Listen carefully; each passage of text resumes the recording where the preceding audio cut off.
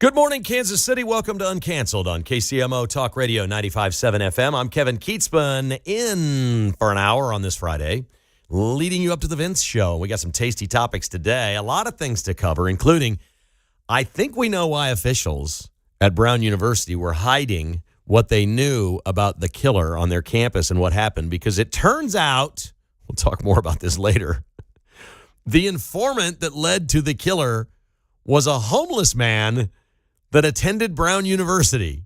It's like, what?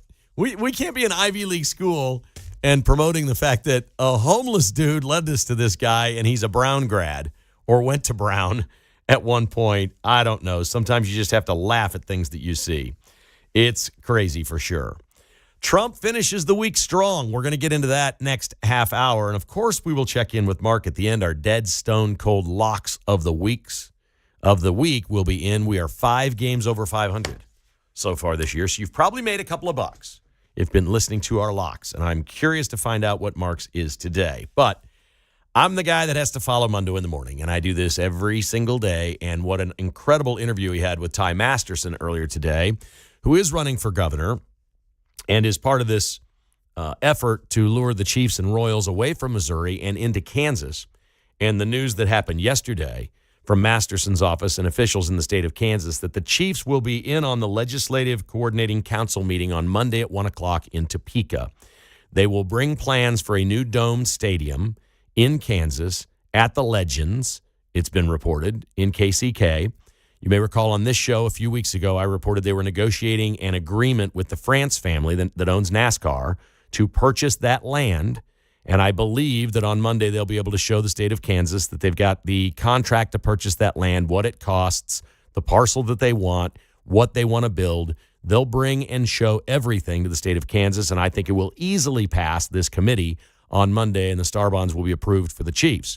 Whether or not they leave that on Monday and make an announcement that they're moving to Kansas is another thing entirely. That, I'm guessing, will be somewhere weeks, if not months, down the road. They will have until June 30th to finalize their plans and put the Star Bonds into effect. That's when they would potentially get funded. The Chiefs have previously hired multiple companies to begin work on the best possible deal, and that's one of the things they'll present to the state of Kansas on Monday as well. They hired a firm that's basically, it's not only an agent firm, but they work with sports teams as your negotiating arm to work with, for example, there's 4 or 5 architectural firms in Kansas City that could design this new stadium. It's impossible to believe that one of the Kansas City firms won't get the deal, but this outside firm that they hired several months ago has the task and the job of getting bids from all these architects and engineering firms to get the best possible deal. They will show some of that to the state of Kansas on Monday as well to satisfy the politicians on this committee that indeed they are going to be cost conscious. I think you probably know that about Clark Hunt. He will still be on the hook for a third, or not quite a third, 30% of the stadium, and he will not want to spend 1 penny more than he has to. So they'll be good partners in that way. But it appears on every level that the Chiefs are done at Arrowhead Stadium. I think that's the big headline to come out of this thing. They're making the move. They're serious about this. They're going into committee. They're accepting the Star Bond and giving their proposal on Monday. Whether or not we learn all of the details about the stadium and then where their complex will be. There will be a complex in Kansas as well that will qualify for Star Bonds. I reported many months ago on this show that they had contracts on 5 different pieces of land in Kansas. Many of those expired, and they let them expire. The one that I had been told the Chiefs were most seriously looking at was at I-435 and Johnson Drive in Western Shawnee. Obviously, that would be easy access to the stadium if it were at the Legends. But now it sounds like much of this has to do with land in Olathe that is not far from Pete Mundo's house, and it's basically where the Garmin soccer fields are. If you know where that big soccer complex is at K10 and Ridgeview Road, there's a whole bunch of land to the south there that I think Pete says there's cattle on that land right now. That checks out, and that's where the Chiefs would build their corporate offices, their indoor practice facility, their practice fields, and everything that they do in what would be very, very secure. At one point, the Chiefs were talking about modeling their facility, not their stadium, their facility after what the Dallas Cowboys have done in Frisco, Texas. It's called the Star, and it is a really cool entertainment district where the Cowboys go to work every day and practice, and it's Cowboys themed, and there's a Cowboys Hall of Fame, and there's interactive things for kids to do, and football teams go there and they get to practice on the field. They have, I believe they've had state championship games at the mini stadium that they have at the Star. They've built all this. It is an ode to Texas football, owned by the Dallas Cowboys and the entire district around it. That's what the Chiefs were eyeing, what the Cowboys have done. There's plenty of room at this site to do all of that. Now, whether they're going to propose to Kansas on Monday, listen, we're building an entertainment district around where we practice every day, and that's going to be a Star Bond area that's taxable, and we're going to bring additional revenues to this area. I don't know that answer, and I don't think anybody knows that answer, but there's already infrastructure there and things in place that would lead you to believe that this is possible. There's a lot of traffic in eventually a road that's going to have to be widened. K10 is going to have to be bigger someday than what it is now. I've lived very close to there on the Lenexa side, which is the north side of K10, since 1999. So we made the move to get outside the 435 loop or the triangle a long time ago, and it was very quiet. We didn't have a grocery store or a gas station or a bank, or we had nothing where I moved other than a golf course, and we kind of liked it that way. And we've watched it grow up over the last 26 years, and there's stuff everywhere. There's an Embassy Suites right across the street from where this would be. I think everybody knows, Johnny's Sports Bar is in there. There's a giant patio furniture place that's in there. There's multiple businesses, and the traffic that goes in and out now with those soccer fields is wild. Okay, those fields really get used, and it has brought more business in.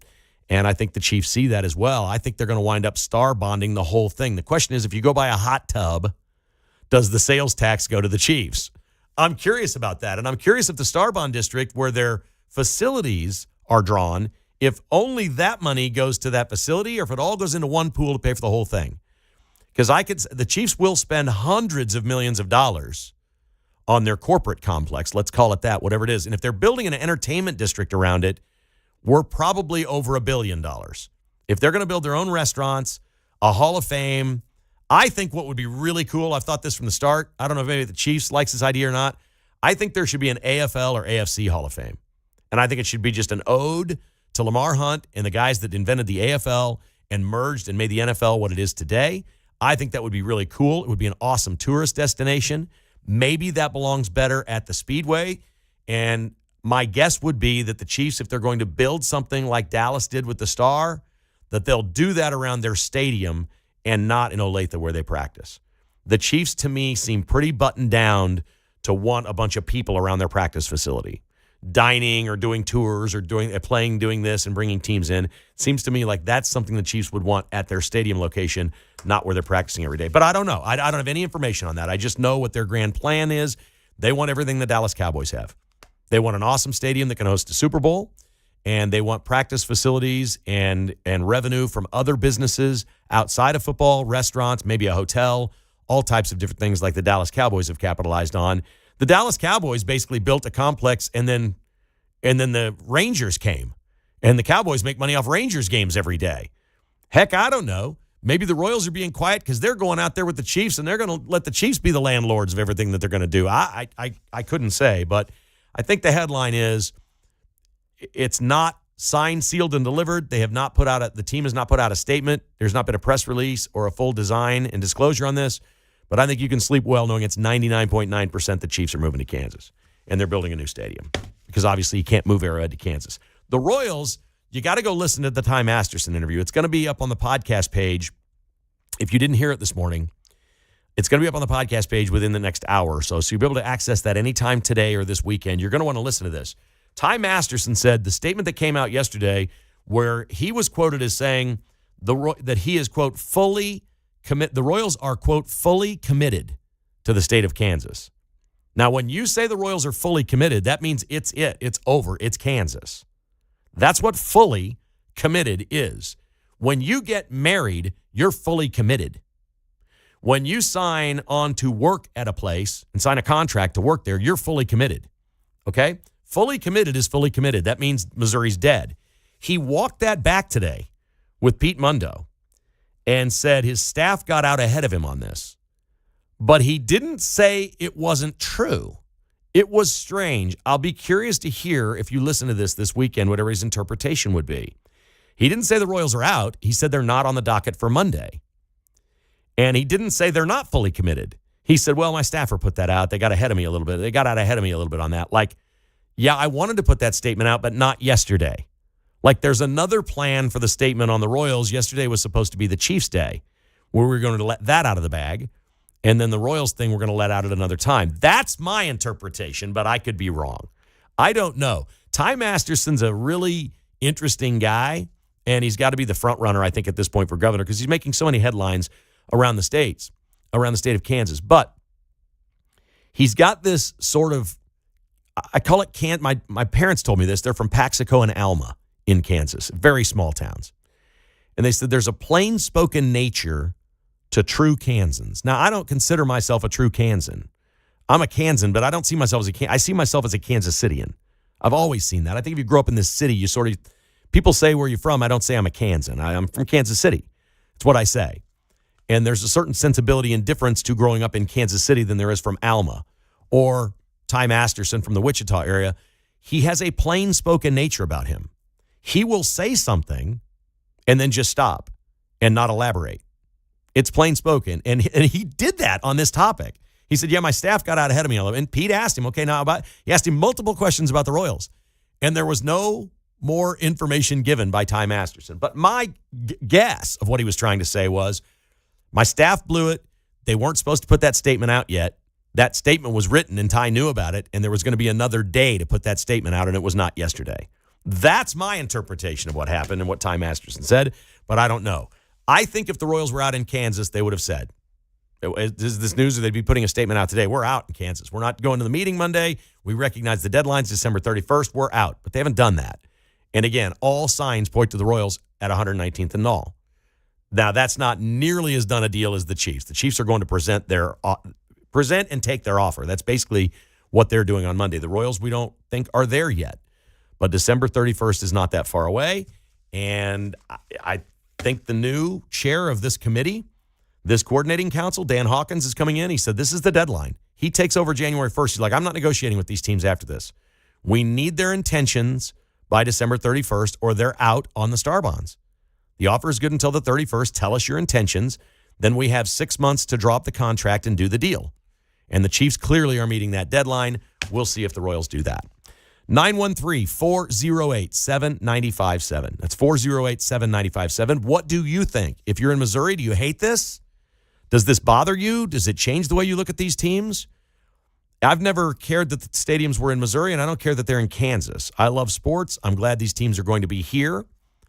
And I've said for 3 years, no teams have ever turned down 70% for a new stadium. So I've thought all along that Kansas was a huge favorite in all of this. It looks like it's coming to fruition. I'd love to hear your thoughts. 913-408-7957. This is Uncanceled on KCMO Talk Radio.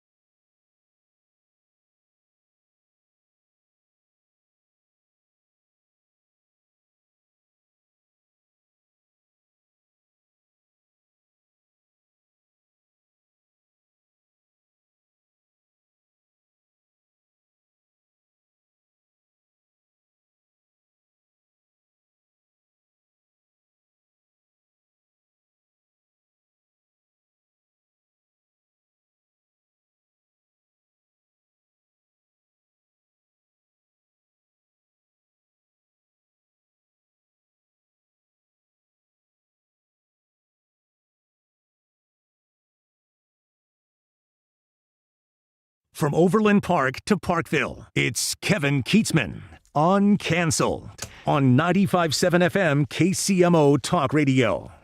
Welcome back to the show on a fun Friday. We're taking your calls at 913-408-7957. The Chiefs apparently headed to Kansas, and perhaps the Royals as well. Ty Masterson appearing with Mundo in the Morning this morning right here on KCMO Talk Radio. His only interview anywhere this morning was very good. If you want to listen to the podcast of that, do it after the show. Go ahead and listen to my show and then give it a listen then.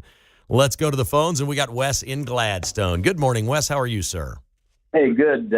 So my word to the Chiefs and the Royals is goodbye. Don't let the door hit you in the ass, okay? Because I, as a Missouri taxpayer, because there's going to have to be state money involved, I don't want to pay for it, okay? Now, so that people in Kansas City don't feel like they're being picked on by sports teams, the Bears were going to build that new stadium in Hoffman Estates, right, because they bought the old racetrack. Well, they hit a $100 million roadblock from Cook County on property tax abatement, and now they're looking at Indiana. So, yeah, they were looking at a place called Arlington Heights and thought they had a deal done, and the state of Illinois said, we're not putting that on our agenda for 2026. They put their agenda out for their sessions, and they said, we're not doing that. I think this is more of a threat by the Bears than anything else. They have a lot longer lease than the Chiefs. I think theirs runs through 32 or 33, so they're just sort of getting started on this. But why not use another state as leverage? If you want to be in Arlington Heights, Illinois, which is where the Bears want to be, why not get an offer from Indiana?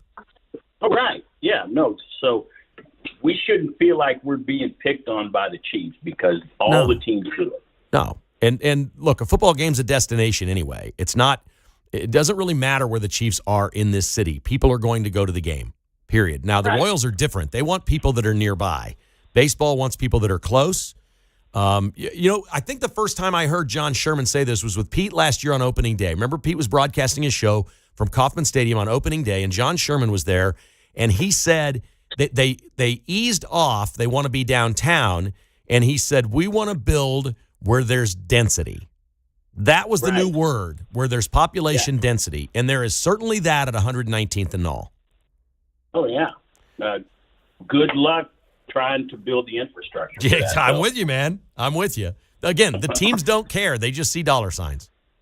Yep. Good call, Wes. Thank you, buddy. Okay. Wes says he will not miss the Royals or Chiefs in Missouri in any way. Steven's in Kansas City, Kansas. Good morning, Steven. Hey, Kevin. Happy holidays. You too, buddy. Merry Christmas. You just hit on what my question was going to be, which is the Chiefs will play well wherever you put them, but what will be the difference in attendance?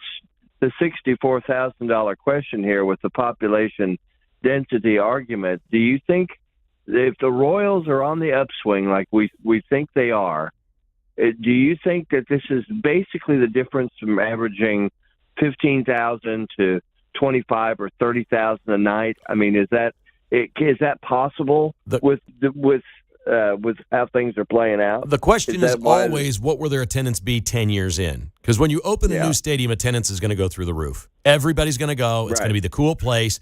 Everybody's going to love it. And then it starts to wear off. What will the attendance be 10 years in?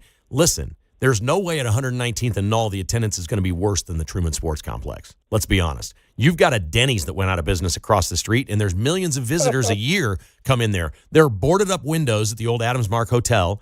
Everything is dead there. I've not thought it was a serious contemplation for the Chiefs from day one. The Royals, at least for their part, said, we're out of here. This is dead to us. So I give them credit for saying that. The Chiefs didn't do that, but they probably should have. Well, I don't think it matters what the neighbors say, basically, that thing is going in. That seems to be the perfect position at 119th and Knoll. If they're looking for density, if they're looking for the right clientele, basically the right kind of customer, they're basically looking for your prime customer. I mean, you can't ask for a better. I don't think it matters the traffic complaints. I don't think any of this. I mean, I hear it on Pete's show all the time that people complain. How are you going to get people in and out. They'll get people Steve, in and out of this place. I've already heard in my friend group, my circle of people, they say over and over and over that they will just take an Uber to the game. That's going to be cheaper than parking. You know what they charge for parking? Imagine the people that live within 3 or 4 miles of that stadium that will just get an Uber. They're going to have a road, a street, and a specific lane for Uber pickups and drop-offs. I'll bet they do 1,000 Ubers a night for each game. And that's going to alleviate a lot. I mean, think about how that alleviates some of the mess. That's a great idea, and I don't think the problem getting out is going to be a problem at all. I don't think there's that. But the only difficulty they're going to have is trying to get people in and out in the last 45 minutes. Yeah, that's right. Exactly, 5:30 or 6. So good one, buddy. Kevin, talk to you later. Okay, buddy. Appreciate your call. I'm up against a hard break here in about 10 seconds, but. Absolutely right. And at any sporting event, it's always been the same thing. It's always the last 45 minutes before an event starts where the traffic piles up. All right, when we come back, Trump is saving his week. It's getting better. Next.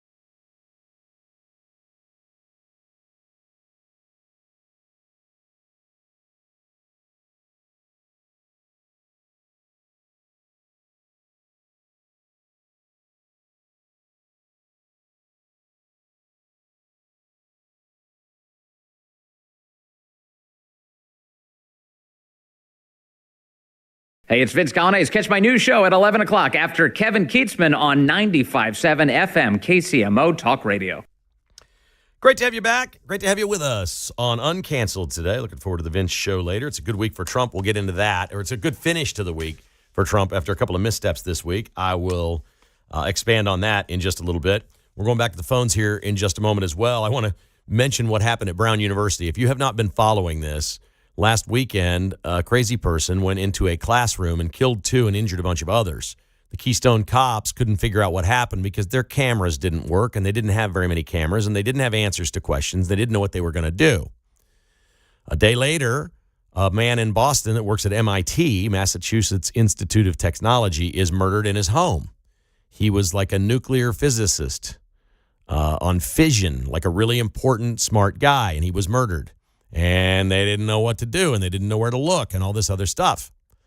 Then yesterday, in a third state, they've been to a murder in Rhode Island, a murder in Massachusetts, and in a third state, in a storage unit, they found this dude dead. And they say, oh, he's responsible for both. And it's probably true, but doesn't it sound like they didn't have any idea who did what, and they just made this up? They literally said a homeless man named John cracked the case. John attended an Ivy League school, Brown University, but he's homeless, and they're not giving his last name, and he led us to this guy that's dead in this storage unit. Are we believing all this? I mean, seriously, I'm not saying it's not true, but if you're one of those people that looks at something and goes, these people for a week didn't have any idea what they were doing, and a homeless man led them to a storage unit where a guy had taken his own life, and, well, he can't talk, and we don't know who the homeless guy is. Case is wrapped up. We got a dead guy. This case is solved. Both these cases are solved. Wild. All right, let's go back to the phones. Here's John and Gardner. Welcome to KCMO Talk Radio. John, how are you today? I'm well, Kevin Kietzman. Happy holidays to you. Merry Christmas. Thank you. So here's my deal. I said Trump had a good week, man. I don't know. I mean, I thought the Rob Reiner thing was like, okay, what? It was not good. And then I settled down a little bit, and I can kind of see where he was coming from. But I'm on social media way too much. Yeah. I mean, it was just ammo for the lefties. And then this thing with the plaques in the White House. Yeah. I mean, I almost think that tops the Rob Reiner thing. So, you know, if they're saying this guy is acting screwy and demented, I love Trump, but I'm starting to believe him a little bit. You know, it's just not looking good right now. Well, he doesn't obviously care about much what people think about him at this point, and he's doing things that are going to be taken down. Like those plaques are all coming down the second a Democrat is in. In fact, if J.D. Vance becomes president, I'm going to guess J.D. Vance takes him down. And that's cool. What about the midterms, though? You know, I mean, exactly. I'm with you, and I didn't think Trump had a good week. I think he's finishing. My commentary here coming up is going to be he's finishing the week strong because it was a bad week. It was unforced errors. The Susie Wiles interview was not good. Oh, that interview. Yeah. What the hell? That was weird. Oh, it was 11 interviews, which is crazy because she's the quiet one who apparently doesn't do interviews, but she sat down with them 11 times for one story. That's ridiculous. Then, especially those guys. I mean, you know, they're wackos. I mean, right. You could have asked me. I could have told them that. I thought Trump's performance of the speech he gave was the worst of his presidency. I didn't think he did a good job at all. And I don't think anybody that's not tuned into politics took anything away from that. I think he rushed it. It was too fast. He got lost on the teleprompter. He was sort of angry and defensive. I didn't understand any of that. He had a bad week, but he is finishing it strong. I've got more on that coming up. I don't know how you figure that unless it's giving, you know, extra 2 days for Christmas for the federal employees. But there you go. If that's it or not. But anyway, hey, I like what you guys are doing. I wish you a very Merry holiday. Merry Christmas, John. Thank you, sir. Appreciate that. Very, very kind of you. Thank you so much. Here's Mark in Shawnee. Hi, Mark. What's up? Hi, Kevin. I just can't believe this. You know, I agree with what you said. The left is devoid of facts. That mayor, he looks like Donald Duck. I mean, these guys are a bunch of fools. That's the left. That's the liberal left. They can't deal with the real things about life. I mean, the hard facts and the hard things. So they live in this alternate reality. Like I said, they just have no clue, and they throw this garbage up there and they see if it sticks. And it's just sad to think that these people are being elected. I'm not putting out any more money to other districts because you can't control how these people think. They're loons. Yeah, you're talking about the people in Rhode Island, right? Yeah. Yeah, no, it's just, I mean, you can't make this story up. They find a dead guy in a storage shed in a third state from the 2 states he committed murders in that are apparently unrelated, and a homeless guy tipped him off, and that's it. The case is closed. Oh, okay. I believe that. Yeah.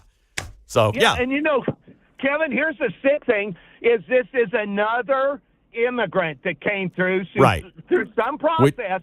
And the papers, the liberal left, wants you to believe that, we're ruining this guy's ability to defend himself and all the other illegal immigrants that are here, and we can't do this. We got to welcome with open arms, and this is just something that happens. It's just life. It just happens. Good one, Mark. I appreciate you, man. Merry Christmas. Hey, Merry Christmas to you. Thank you. Take care. Yes, and that's where Trump's having a good finish to the week. They are suspending the green card lottery. If you don't know what this is, it's literally called the Diversity Immigrant Program. It's for dips. Diversity Immigrant Program is your green card lottery. So this dude that took his own life after committing these murders came to America in 2000 as a student. Then he came back in 2017 and he won the green card lottery for diversity. Okay? And he attained permanent status. That did not make him a citizen, but he got permanent residence in America through this, and Trump has suspended that program. It's getting a thorough review at this point, which is great. Trump also said yesterday that, and this was the best part, this was the best moment of the week for Trump, they're grilling him over Venezuela. The media doesn't like blowing up the drug boats. They didn't like seizing the oil ship, the tanker, and they don't like the blockade around Venezuela. And they're arguing you can't do anything, Trump, without Congress. Well, that's a joke because Obama had like 275 drone strikes in the Middle East that he didn't get correct congressional approval for. They were like, he set the record for drone strikes. Okay. We didn't get congressional approval to go drop those bombs from Whiteman on the nuclear facility in Iran. This is ridiculous. It's been tested and tested and tested. There are executive authority powers that the president has. He said, I'm not taking this to Congress. If I want to go into Venezuela, I'm going to do it. And they said, well, why wouldn't you just go to the House and get him to pass it? He goes, the House leaks like a sieve. And he's right. Trump can't say anything to anyone of what his intentions are, except for maybe Susie Wiles, Stephen Miller, Marco Rubio, J.D. Vance, the people very closest to him. It needs to be the tightest circle.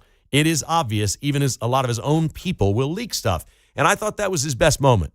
Reinforce to America, we need a president that doesn't say what they're doing. You need to be unpredictable. You need to be agile. I trust him on Venezuela.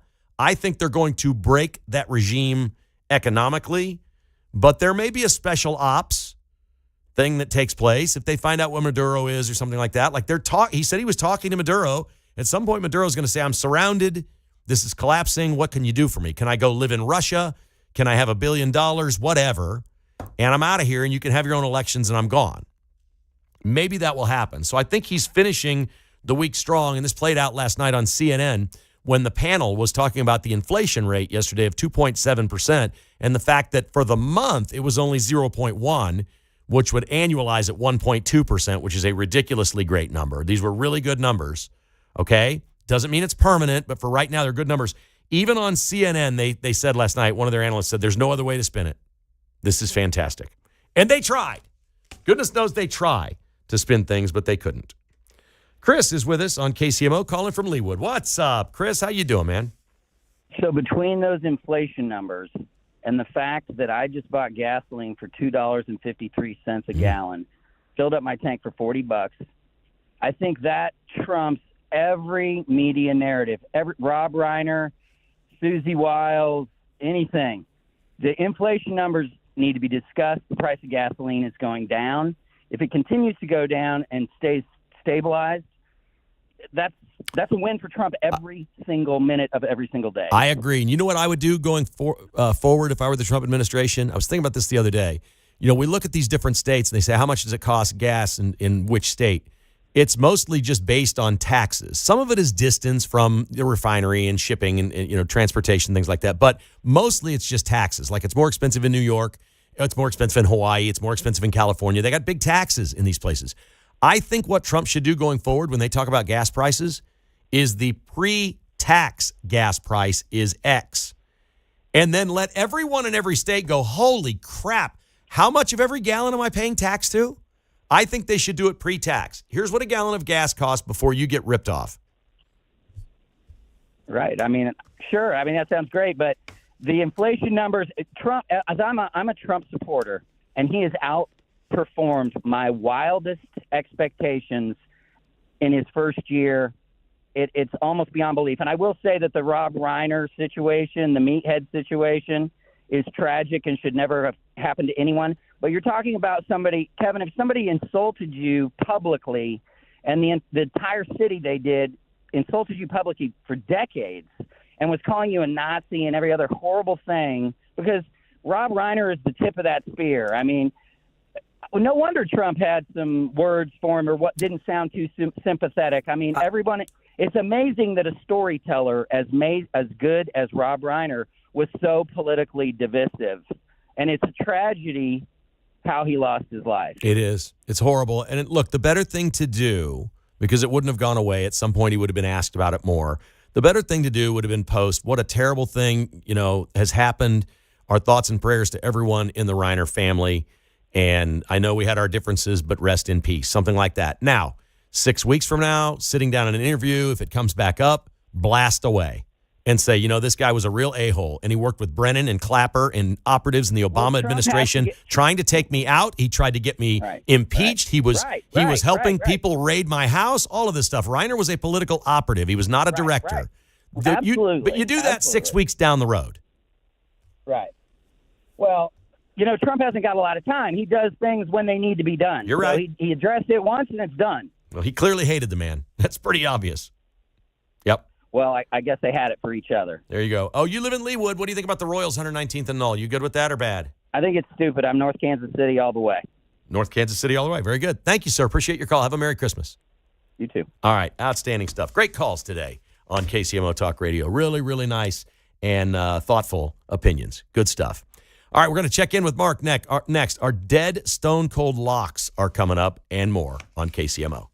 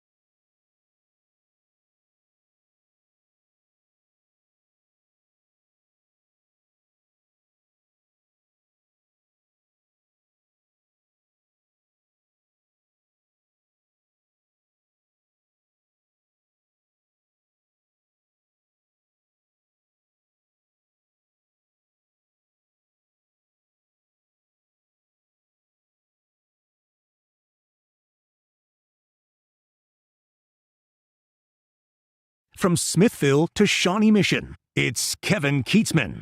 Uncanceled on 95.7 FM KCMO Talk Radio.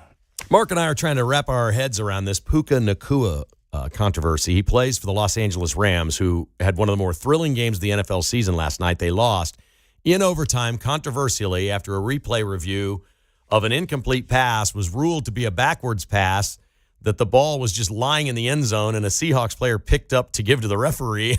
By picking it up, he scored a 2-point conversion and didn't know it. So it was a weird game. Nacua is an outstanding player for the Rams, and the day before, he was embroiled in controversy because he live streamed an event with an MMA fighter who did some sort of a celebration when he wins a fight where he shows his muscles, like, you know, you've seen the strong man lifts, I'm flexing my muscle, and then rubs his hands together. And apparently, this is brand new to me. Somehow that's anti-Semitic. Or this fighter has been known to be anti-Semitic, and that's his move, so it's become that. I don't know which. And he had Puka Nacua do that in a live stream, and Nacua came out and said, hey, listen, I had no idea this had anything to do with religion or anything, and I think I believe him. That was the controversy before the game, right, Mark? Yeah, that happened the day before the game, and this fighter was trying to get him to do that if he scored a touchdown. Hey, you got to do this dance if you score a touchdown. Was teaching it to him. Yeah. So he didn't realize, I don't think, what was going on. I think he had no clue. Yeah. Did he do it? He didn't do it last night in the game. No. He apologized before the game. Right. Even. Yeah. So the guy's already in trouble with his head coach and his teammates for bringing controversy to the team that didn't need to happen. But I do think he didn't know. After the game, because of that weird play that happened and other things, Nacua just rips the officiating on Twitter. And then the head coach is asked about it in the postgame news conference. He said, I can't answer a question about something I don't know about. I have no idea what you're talking about. I haven't seen it. It was deleted that he ripped at the refs, but apparently it was a really wild tweet, correct? Yeah. I saw it. I didn't realize it was deleted. I didn't get a screen grab. What did it say? Was it vile? It was basically just, the refs cost another game. You know, and earlier in the week, he actually was talking about how the refs try to make it about themselves. So he had said something about the refs earlier in the week, and then he comes out after the game with that tweet. That's a bad look. Was it vulgar? Were there curse words? No. Okay, so it was just critical of the refs. Yeah. Mm-hmm. Okay. Well, tense situation. The Rams were, I think, heading into last night's game, thought to be the best team in the NFL. Yeah. Now they have trouble winning their division because they lost the Seahawks. Both teams were 11-3 coming in, right? Yep. And your Seahawks got it done. That's right. So you'll be proud of me. I had an event last night at an event space called the Jewel KC downtown. Oh, yeah. And we got out of there pretty early. And so we watched the end of the game, and I hadn't put any bets in on FanDuel. And I got home, and I'm like, look at this. I like this. I think, well, first of all, the score was I believe it was at 30. Was it 17-13 at one point? And I think there was a mistake in the algorithm because the game total at that point with 9 minutes to go in the third quarter was only 46.5. I'm like, that's too good to be true. Yeah. So I pounded the in-game over. Yeah. Then I said, then the Rams scored and the Seahawks were down 10 and the Seahawks became plus 380. And I said, I'm taking that. I've watched this team this year. I've seen them at home. I hit them both, buddy. That's good. I love it. Imagine if I'd have parlayed them. Hey, anytime you can get something plus money during the game, that's good. Well, Seattle fans are pretty good. That's a tough place to play in. Yeah. Oh, yeah. That's a good football team. And it can be done. You know, we've been down on the Chiefs this week a lot because of what's happened. But let's not forget the Chiefs were the worst team in football, and Andy Reid showed up. Did they win their first 9 games that year? Yeah, they started out 9-0. Yeah, they signed Alex Smith, and they won their first 9 games after being the worst team in the league. So I know I've been a bummer on, hey, don't expect the Chiefs to be great next year, and I still don't. But part of it is the division's so hard. You know, the Chargers and Broncos are going to be good again next year, and I just think it's going to be a really difficult situation. But don't quit on that because look at these teams that have popped up this year. Seattle's become very good very quickly after the Pete Carroll era ended. Yep. The Patriots out of nowhere. The Bears out of nowhere. I mean, I got people telling me the Bears are just going to destroy the Packers this week. You buying that? I could see that. Micah Parsons out. I believe one of their wide receivers is hurt again.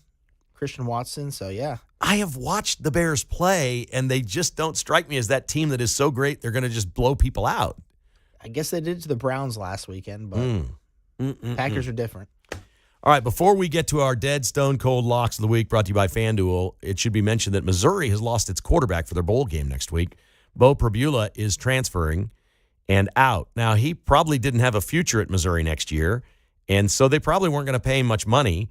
And the schools that want him to transfer and pay him do not want him playing in that bowl game and risking getting hurt. This is what college football is. Does it just kind of make you sick what college football has become? Yeah, they need to change it so there's no transfers till after January 15th or something like that. Zoller's the freshman will play, and he may be the guy next year. Yeah. It doesn't look like it's Horn. I think Horn is going to go play baseball for the Dodgers. You know he has a 98-mile-an-hour fastball? No, I did not know. Oh, yeah. He signed a contract last summer with the Dodgers for like $600,000, but then was going to play football. But he can still go do that and play. He's property of the Dodgers, and they think that he might with only 1 year left. There's also a possibility Missouri will hire a new offensive coordinator that brings his own quarterback.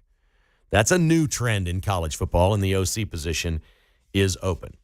All right, Mark, I'm going to go with Villanova plus 2.5. I'm going to ride that wave with Frank Bowl and Pete Mundo, the Villanova Wildcats, as my stone cold lock. What you got? I like it. I'm going to go with the other game. I'm going to say Montana State. Taco Dowler, the wide receiver for Montana State. He's going to be in there getting touchdowns, and Montana State covers minus 4.5.